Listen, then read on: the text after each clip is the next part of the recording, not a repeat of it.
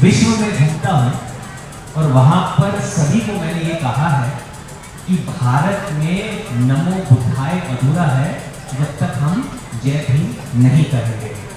ये जो जय भीम मैंने चिमूर में सुना, जितनी जनता यहाँ पर है, तो मुझे लगता है ये आवाज मुझ तक अच्छे से नहीं पहुंची तो विश्व तक कैसे पहुंचेगी। तो एक बार देखते हैं कि मैं वाकई में उस चिमूर में आया हूँ जहाँ जय भीम का नारा जब गूंजता है तो पूरे विश्व में पहुंचता है। एक बार फिर से कोशिश करके देखते हैं, जय भीम।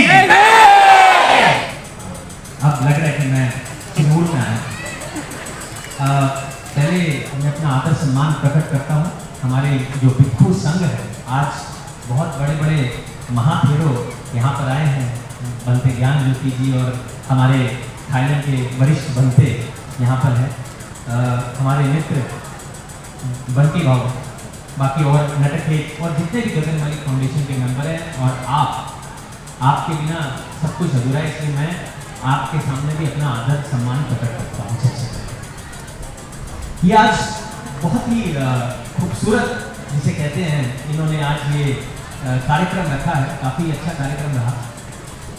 मैं सोच में था कि जब ये गाड़ी चला रहे थे तो मैं उनसे ये प्रश्न पूछ रहा था कि इतने अंदर आप जा रहे हो, इतने अंदर क्या लोग आएंगे, मतलब कौन आएगा आपको सुनने के लिए। बंडी जी ने कहा कि मैं नहीं जानता, मेरा काम है काम करना और लोगों को बताना कि ये हम धर्म का कार्य कर रहे हैं, तो वहाँ पर वो आएंगे कि नहीं आएंगे तो वहाँ जाकर पता चलेगा। लेकिन आपने आज ये बात सिद्ध कर दी कि जो बाबा साहब का सपना है बौद्धमय भारत का, वो पूरा होने के पूरे पूरे आसार है। आप देखते हैं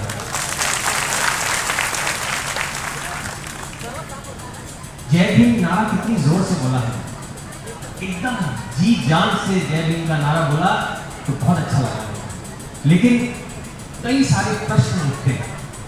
प्रश्न ये है कि अगर हम खाली जय भीम बोलने से वो बुद्धिस्ट बन जाएंगे, जय भीम बोलने से हमारा कार्य पूरा हो जाएगा, क्या ये सत्य है?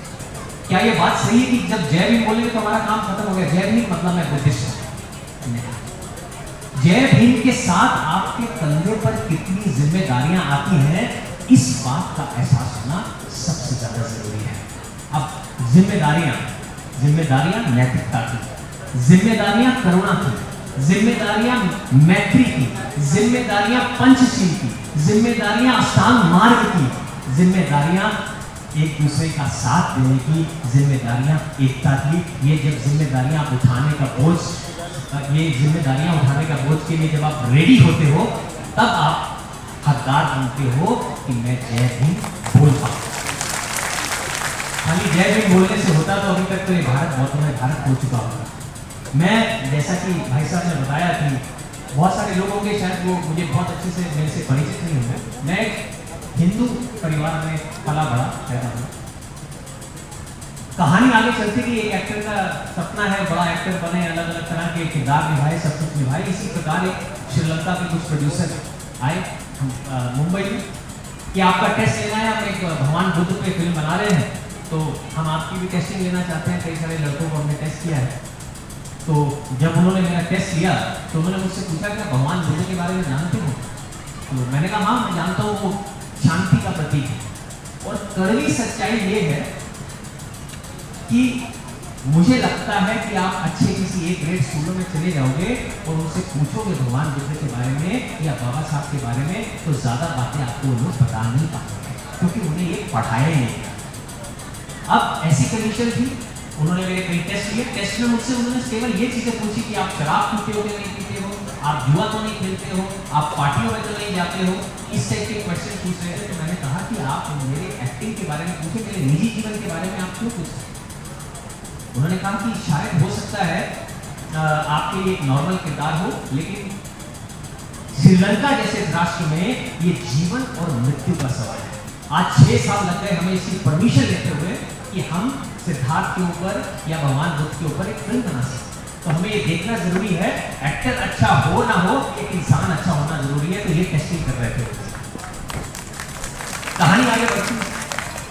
अब कहानी आगे बढ़ती है तो जब मैं फाइनल हो जाए तो कुछ बहुत सारे 300 करीब लड़के उन्होंने टेस्ट किए अलग अलग देशों में जाकर, और मुझे उस किरदार के लिए फाइनल किया।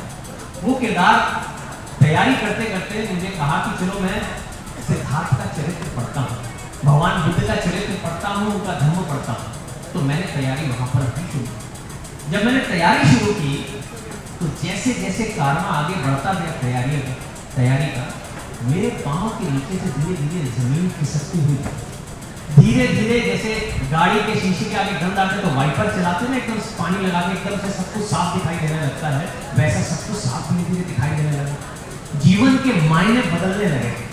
ऐसा लगा कि ये कौन सी दुनिया में मैं प्रवेश कर रहा हूँ। ये तो सच्चाई है जीवन की, इतना बड़ा खजाना जो धर्म का, जो आपको जीवन का सत्य बताता है, वो किसी ने आज तक बताया नहीं, दिखाया नहीं, समझाया नहीं। तो धीरे धीरे बढ़ता गया और वो समय आ गया कि अब ये फिल्म के लिए मैं तैयार हूँ। लेकिन बहुत ही मन में एक दुख था कि भारत में स्कूलों में बहुत सारी चीजें तो पढ़ाई गई, भगवान बुद्ध का चरित्र क्यों नहीं पढ़ाया गया, उनके बारे में क्यों नहीं बताया गया, उनके धर्मों के बारे में क्यों नहीं बताया गया। चीजें आगे बढ़ी, आगे बढ़ते बढ़ते फिल्म बनाई गई। फिल्म बनाकर श्रीलंका में बहुत बड़ी हिट ये फिल्म हुई।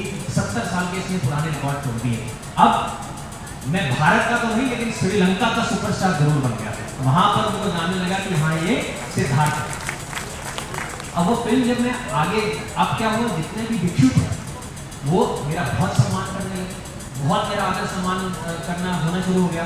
मैं अलग अलग देशों में, मुझे लगा कि मुझे अब जाकर इतना अच्छा समय है, इसका पूरा प्रचार प्रसार करना चाहिए, पूरी दुनिया का इसको फायदा उठाना चाहिए। तो मैं चला श्रीलंका के कोने कोने में गया, सबने बड़ा सम्मान किया। लेकिन जब मैं महानायक के पास पहुंचा तो उन्होंने मुझसे मिलने से इनकार कर दिया। उन्होंने कहा कि ऐसी कोई क्या खास बात है उसमें जो मुझे मिलना है। महानायक ने ऐसा कहा। तो मैं भी सोच में पड़ गया, जहाँ इतने सारे लोग जो मेरा इतना बड़ा सम्मान कर रहे हैं, आज महानायक वो मुझसे क्यों नहीं मिलना था।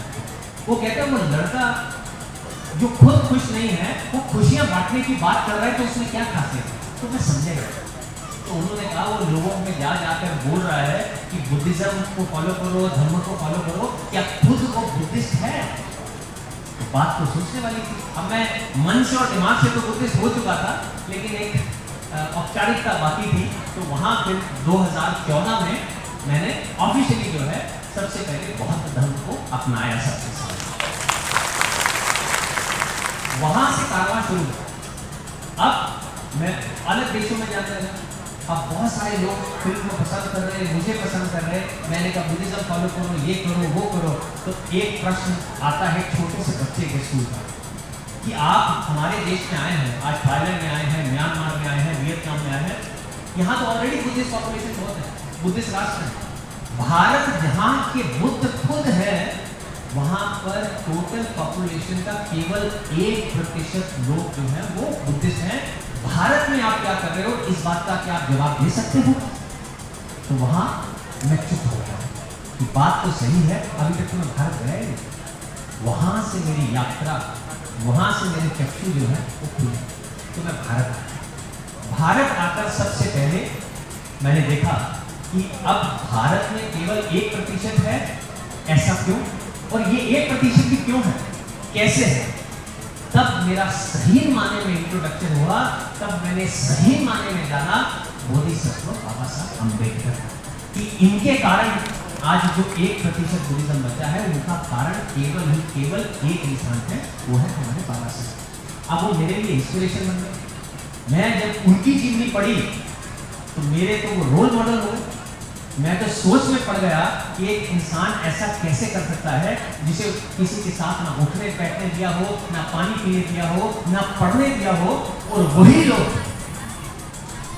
आज अपने आप को बाबा साहब ने ऐसे मकाम पर पहुंचा दिया कि वही लोग जो उन्हें साथ उठने बैठने नहीं देते थे, आज उनकी फोटो वहां लगती है तो बड़े से बड़े प्रधानमंत्री का सब उनका ये कार्य केवल और केवल बोधिसत्व कर सकते हैं, नॉर्मल आदमी ये काम नहीं कर सकता। तो उनको फॉलो करना शुरू किया। अब मैंने ये देखा कि भारत में 1% बुद्धिस्ट है, शायद मेरी लड़ाई होगी, अलग धर्मों से लड़ाई होगी, शायद वो बुद्धिज्म को उन्होंने बढ़ने नहीं दिया। ये गलत बात है। बुद्धिज्म तो सबका फायदा करने वाला है, इसको तो सबको सपोर्ट करना चाहिए। लेकिन दुखद बात जब मेरी आंखों के आगे आई, जब मैंने देखा तो मुझे पता चला कि कोई और धर्म हमें आगे ना बढ़ने देने का जिम्मेदार नहीं है, इसके जिम्मेदार हम स्वयं खुद हैं। हम कैसे हैं? एकता नहीं, बिल्कुल भी हमारे बुद्धिस्ट लोगों में एकता नहीं है। एक इंसान अगर अच्छा कार्य करके, धर्म का कार्य करके आगे बढ़ना चाह रहा है तो 100 हाथ उसकी टांग खींचने के लिए नीचे खड़े हैं। ये कैसे आगे बढ़ गया? आज सभी लोग अपने अपने कामों में व्यस्त। सोचने की बात है ये मेरा धर्म का कार्य, ये उसका धर्म का कार्य, ऐसा नहीं है। जब बाबा साहब आप सबके अपने हैं तो जो भी धर्म का कार्य है वो हमारा अपना कार्य है। अब मैं ये सोच में पड़ गया कि मैं शुरुआत कैसे करूं, क्या ऐसा करूं कि एक जागृति लोगों के बीच में पैदा हो जाए, ये समझ में आ जाए लोगों को कि बाबा साहब ने अगर कहा था 1956 में कि ये धम्म चक्र जो मैं चला रहा हूं ये आगे बढ़े ना बढ़े, इसे रोक के रखें, पीछे बताने दें। तो आगे बढ़ने का तो हमने सवाल ही साइड में रख दिया, सिर्फ रोक कर खड़े हुए हैं, लेकिन हम सोचने की बात है उसे चलाएगा कौन? तो ये समय है वो चक्र चलाने का। तो मैंने ये सोचा कि वो चक्र को चलाया कैसे जाए। तो तब मैंने सम्राट अशोक का किरदार भी किया था और उनको मैंने पढ़ा तो मैंने देखा कि उन्होंने 84,000 स्तूप जो है वो पूरे भारत में निर्माण किए थे। अब मैं सम्राट अशोक तो नहीं हूँ, लेकिन सोच में बात आई, और कोई बात नहीं, मैं बहुत सारे बिहारों में गया हूँ और मैंने देखा है वहाँ मूर्ति की सिचुएशन बहुत खराब है। तो जब मैं कोई मिट्टी की मूर्ति है, किसी का हाथ टूटा हुआ है, कोई जाले लगे हुए हैं, कोई खराब मूर्ति है, तो वहाँ मैंने निर्णय लिया कि मैं कोशिश करूँगा कि भारत में बढ़िया 84,000 मूर्तियाँ बांटने का प्रयत्न जरूर करूँगा। तो ये आसान टारगेट नहीं, बड़ा टारगेट था। तो सोचा अभी मुझे क्या करना चाहिए कि मैं एक बिहारों में जाऊं। तो मैंने दूसरे देशों से बात करना शुरू किया कि मैं ये मूर्तियां चाहता हूं, मुझे भारत में बुद्धिज्म वापस लाना है। तो लोगों ने सपोर्ट किया, नहीं करते हैं लेकिन थोड़ा थोड़ा सपोर्ट। तो वहां मैंने एक निर्णय लिया, पहले मैं धर्म को अच्छे से जानना चाहता हूँ, उसके बाद आगे बढ़ूंगा। तो वहां मैंने ये निर्णय लिया कि सबसे पहले मैं खुद थोड़े टाइम के लिए भिक्षु बनना चाहता हूँ थाईलैंड में। तो वहां निर्णय लेकर मैं थाईलैंड में भिक्षु बना। ये बात ज्यादा पुरानी है, वहां करीबन 4 महीने के लिए मैं भिक्षु बना गया। 15 दिन के लिए था, लेकिन इतना प्यार मिला कि लोगों ने केवल इतनी जल्दी काटने नहीं दिया। वो तो चाहते थे कि जीवन भर के लिए भिक्षु बनूं, लेकिन मेरी कई मजबूरियां थी। अब जिससे मैं वहां भिक्षु बना तो मुझे कहा गया कि सुबह जो है आप बाहर जाइए और भिक्षा मांगे 6:30 बजे नंगे पांव, आपको जो भिक्षा मिलेगी वो लेकर आओगे और आप खाओ। ठीक है, मैंने कहा बैंकॉक जैसी सिटी, हाईटेक सिटी, सुबह 6:30 बजे कोई उठा भी नहीं होगा तो मुझे खाना क्या देगा? कह रहे लेकिन प्रक्रिया तो पूरी करना। तो मैं बाहर निकलता हूँ एक घंटे के साथ, जब बिहार के बाहर जाता हूँ, आप यकीन नहीं मानेंगे, कम से कम 300 लोग कतार में खड़े थे कि भारत बुद्ध भूमि से कोई आया है जो बुद्धिज्म वापस रिवाइव करने की कोशिश कर रहा है। अगर हमारे हाथ से दान मिलेगा तो उनका जीवन जो है उनमें से भर जाएगा। ये झूठ नहीं है, बिल्कुल सत्य है। 1 घंटे के अंदर इतना खाना मिल गया कि वो खाना उस दिन पहले दिन 500 लोगों ने वो खाना खाया। इतना खाना उठाने के लोगों ने। हम अपने बारे में सोचते हैं। अब मुझे वहाँ मूर्तियाँ आने लगी। मैंने दान में कहा कि मैं भारत में मूर्तियाँ लेके जाना चाहता हूँ। तो धीरे धीरे एक दो करते करके हजारों की तादाद में लोगों ने मूर्तियाँ देनी शुरू की। मैंने हजारों की तादाद में भारत में बांटने की कोशिश की कि अब मैं भारत में ये हजारों की तादाद में मूर्तियाँ बांट रहा हूँ। तो करीबन 20,000 तक मूर्तियाँ हमने बांट दी। अब सबसे बड़ी विडंबना ये मुझे दिखी कि मैं जिस जगह जा रहा हूँ 90% बिहारों में भिक्षु नहीं है, केवल 10% बिहारों में भिक्षु है, बाकी जगह भिक्षु नहीं है। और अगर भिक्षु नहीं होंगे तो बुद्धिज्म आगे बढ़ नहीं सकता। वो जो धम्म चक्र चलाना चाहते हैं वो चल नहीं सकता। यहां तक कि इतनी बातें नहीं, एक बात और आपसे एक और भी बात करता हूँ। आज कितने अच्छे से तैयार होते हैं, कितनी सुंदर नीली सफेद साड़ियाँ, सब लोग, मैं भी अच्छे से तैयार होते हैं। लेकिन मैं जब बिहारों में गया हूँ, छोटे छोटे बिहारों में, वहाँ जब मैं जाता हूँ तो कम से कम 200-300 लोग, 500 लोग, कई जगह 1000 लोग छोटे से बिहार में बाहर तक बैठे रहते हैं, लेकिन सब बहुत अच्छे से तैयार है। लेकिन बिहार की कंडीशन ये है कि यहाँ से जाले लगे हुए हैं कॉर्नर पे, जो पीछे फ्रेम में फोटो लगी है वो बरसों से साफ नहीं की गई, किसी की खिड़की टूटी है, किसी का कांच टूटा है। तो मैं आप सबको ये बताना चाहता हूँ कि आपकी बुद्धिस्ट होने की पहचान एटलीस्ट आपके कपड़ों से नहीं, आपके बिहार से है। तो उसे बचाना आपका कर्तव्य है। तो ये कारवां आगे बढ़ा। अब प्रश्न इतना बड़ा ये आ गया कि भिक्षु रिप्रोडक्शन क्यों नहीं हो रहा, क्यों कोई भिक्षु नहीं बनना चाह रहा? वो इसलिए नहीं बनना चाह रहा क्योंकि उसका कारण भी हम उपासक लोग। अब तब मैंने देखा कि यहाँ से आज तक तो मैंने मुंबई में मैं रहता हूँ, मैंने कभी नहीं देखा कि मुंबई में मेन सिटी में मेन जगह पे कि बड़ी लाइन कतार में बहुत सारे भिक्षु चल रहे हो, एक कतार में चल रहे हो, सब चालिका कर रहे हो, सब लोग हमारे भिक्षु के पास खड़े हैं उनको दान परिणीता करने के लिए। आज तक तो देखा ही नहीं ऐसा। वो किसकी ड्यूटी है? वो हमारी ड्यूटी है। और कोई आएगा ही नहीं तो भिक्षु का ख्याल कौन रखेगा? उपासकों की कुछ ड्यूटी है। उपासक की ड्यूटी ये नहीं है कि एक जगह खड़े होकर जय भीम बोल दिया और मैं बुद्धिस्ट बन गया। भिक्षुओं का ख्याल रखना, उनका सम्मान करना कि वो और अच्छे से आपको ज्ञान दे सके, ये बहुत बड़ा कर्तव्य है जो हम लोग नहीं है। आज बंटी जी से मेरी केवल 2 मुलाकातें हुई, केवल 2 मुलाकातें। पहली मुलाकात में उन्होंने मेरा दिल जीता। बंटी जी बुद्धिस्ट हो या ना, बुद्धिज्म एक जीने का तरीका है जिसमें सबसे बड़ी चीज कहलाती है सर्विस टू ह्यूमैनिटी, यानी कि मानवता की सेवा। तो ये इंसान जो इतनी बड़ी मानवता की सेवा कर रहा है, उनसे बड़ा बुद्धिस्ट कोई हो ही नहीं सकता। तो ये कारण था।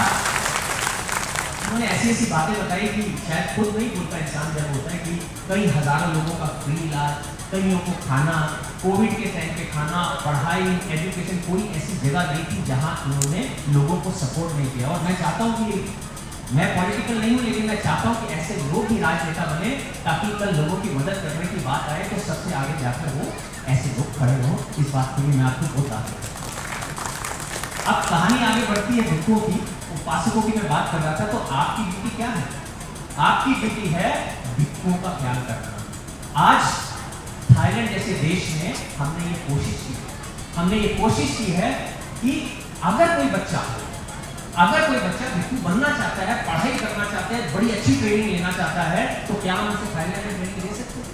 तो वहाँ राजा की मोनेस्ट्री की बड़े भिक्षुओं ने बताया, उनसे बहुत बड़ी मीटिंग हुई और उन्होंने इस बात पर एग्री किया, आप में से कोई भी बच्चा अगर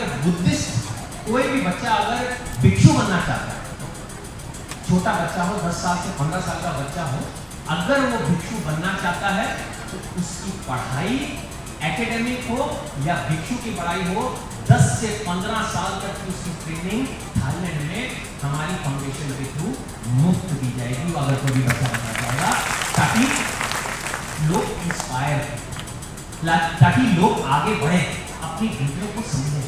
स्ट्रक्चर तो खड़ा कर दिया, बंटी जी ने एक हॉल बना दिया, बंटी जी ने एक टेंपल बना दिया, बंटी जी ने एक मेडिटेशन, एक विपस्सना हॉल बना दिया, लेकिन वो चलाने का कार्य भी बंटी जी का है या वो चलाने का कार्य हमारा? जब आपका वो चलाने का कार्य है तो आप क्या कर रहे हैं? आप तो बिहार में भी शायद एक हफ्ते में एक बार नहीं जाते। हिंदुओं का हर दिन का एक दिन था, मुस्लिम लोगों का हर शुक्रवार, सिख लोगों का हर संडे, क्रिश्चियन लोगों का संडे, हमारा कौन सा दिन है? बाबा साहब ने कहा था संडे को, लेकिन हम तो ध्यान देते ही नहीं इस चीज के लिए। तो मैं ये कहता हूँ कि पहले एक दिन तय करना होगा, बुधवार का दिन, जिस दिन बुद्ध को प्राप्त हुआ था, आप ये निर्णय लीजिए कि हम उस बुधवार के दिन अवश्य अपने एरिया के बिहार में जाएंगे और भिक्षु का साथ रहेंगे और ऐसा कुछ करेंगे कि वो बिहार खूबसूरत बना रहे और उसका सपोर्ट स्ट्रांग होता रहे, ताकि और भिक्षु प्रोडक्शन भी हो सके। आज इतना बड़ा हॉल बना दिया। उन्होंने मुझे कहा कि मैं बुद्धिस्ट लोग, जितने भी गरीब लोग शादी करना चाहेंगे या कोई जरूरी काम करना चाहेंगे, मैं उनसे 1 भी रुपया नहीं लूंगा, ये हॉल उनके लिए फ्री है। ये कारण इसमें भी मेरा दिल नहीं था, लेकिन मैं चाहता हूँ एटलीस्ट एक बुद्ध वंदना, जो पूर्णिमा के दिन एक खीर बनाना, मैं इनको स्वयं कह दूंगा, आपको खीर लाने की भी जरूरत नहीं है, आपका काम है दिल से वहां पर आना और बुद्ध वंदना करना हर पूर्णिमा के दिन, ताकि पता रहे कि ये ऐसा बिहार है, यहाँ कॉन्टिन्यूटी में बदलाव आते रहे, तरक्की होती रहे और बौद्ध धर्म जो है जो चक्र है चलता है। ये सारे कार्य उपासक है, ये और किसी के कार्य नहीं है, आपके कार्य है। ये आपका सही बुद्धिस्ट बनाते हैं। जय भीम खाली बोलने से आप बुद्धिस्ट नहीं बनते, ये जिम्मेदारी आप लोगों की, ये जिम्मेदारी आपसे मतलब हमारी जिम्मेदारी है कि इस चीज को लेकर आगे बढ़े। तब बदलाव की आप बात करो, तब आप बौद्ध में भारत की बात करो। आज आप देख लो, बाबा साहब को तो साथ में उठने बैठने, पढ़ने लिखने, खाने पीने नहीं दिया, कितनी प्रताड़नाएं सही है, मेरे से ज्यादा आप लोग जानते हैं। लेकिन वो इंसान इस मकाम तक पहुंचा कि उन्होंने संविधान लिख दिया उसी देश का जिनके साथ इतनी प्रताड़नाएं हैं। तो क्या भारत के अंदर ऐसा अगर स्कूल खुले, वो सपना हम क्यों नहीं देखते? हम देखते हैं कि क्रिश्चियन स्कूल है, बच्चा इंग्लिश पढ़ेगा, ए ग्रेड स्कूल है, वाह बहुत बढ़िया, लेकिन बेस किसका है? बेस क्रिश्चियन है। सुबह प्रेयर होगी तो इंग्लिश पढ़नी, क्रिश्चियन प्रेयर होगी, नन पढ़ेंगे। हिंदू बेस स्कूल में गायत्री मंत्र सुबह प्रेयर होगी, बेस हिंदू पढ़ाया जाएगा, बाकी एकेडमिक चलेगा। सिख बेस में सिख रिलीजन के बारे में बताया जाएगा, बाकी एकेडमिक बेस चलेगा। मुस्लिम में भी वही कार्य चलेगा। तो वो दिन कब आएगा ए ग्रेड का? बंटी जी आपको मैं इशारा कर रहा हूँ, जिस दिन ए ग्रेड बुद्धिस्ट स्कूल खुलेगा और सुबह प्रेयर होगी, नमो तस्सा भगवतो अरहतो सम्मा। ये इशारा आपकी तरफ है कि जब आप पावर में आएंगे तो एजुकेशन में भारत में A grade Buddhist base school होना चाहिए। फिर आप देखिएगा जो बाबा साहब का बच्चा होगा वो हजारों में एक नहीं दिखेगा, तो आप मेरा नाम बदलकर कुछ और रखिए। ये इतने सारे बदलाव हैं जो हम चाहते हैं। हमने थाईलैंड, आज थाईलैंड से यहाँ आ रहे हैं, महाराष्ट्र में आना जाना चालू हो गया, बहुत सारी जगहों में चालू हो गया।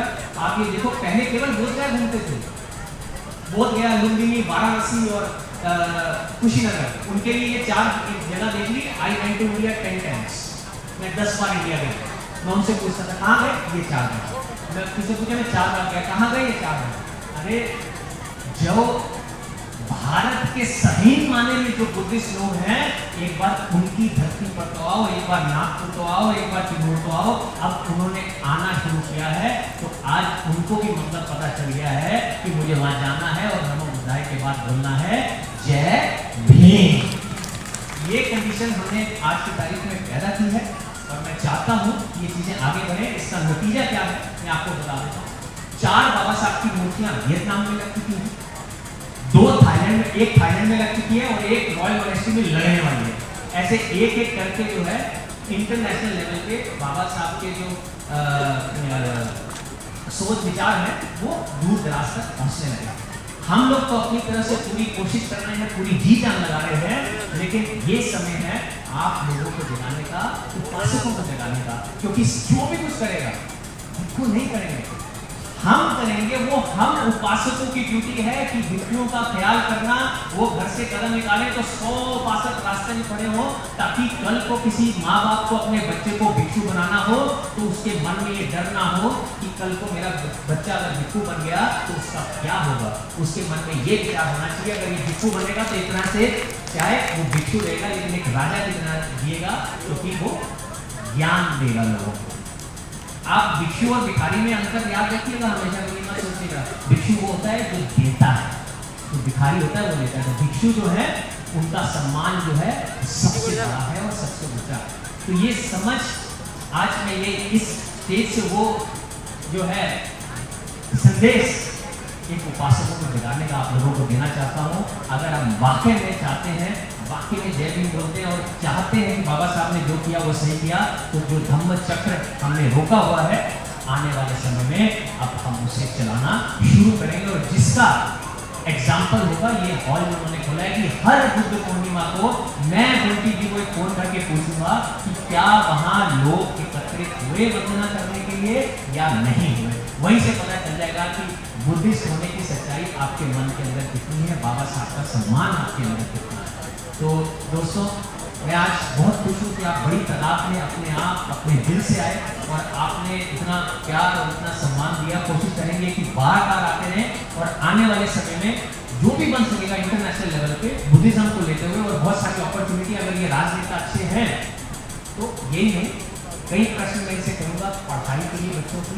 मैं इसके साथ आपस में वार्तालाप करूँगा कि कैसे बच्चे को बाहर भेजा जा सकता है नौकरी के लिए, पढ़ाई के लिए। हमारे इंटरनेशनल रिलेशन अच्छे हैं तो एक बार सांठगांठ अच्छी होगी तो मुझे लगता है यहाँ जितने लोग हैं उनका बहुत ज़्यादा फायदा भी हो सकता है, कि क्योंकि जो बुद्धिस्ट राष्ट्र हैं वो दूसरे बुद्धिस्ट राष्ट्र की मदद करने के लिए हमेशा आतुर रहते हैं। तो एक बार फिर से बहुत बहुत आप सबका शुक्रिया, धन्यवाद। नमो बुद्धाय, जय भीम। जय भीम तो मतलब ये पक्का है, और मैंने बता दिया कि ऐसा नहीं आवाज़ धीमी हो गई कि यार हम तो सच्चे बुद्धिस्ट है ही नहीं है, कितनी बातें जो सच्चाई मैंने आईना सामने रखा।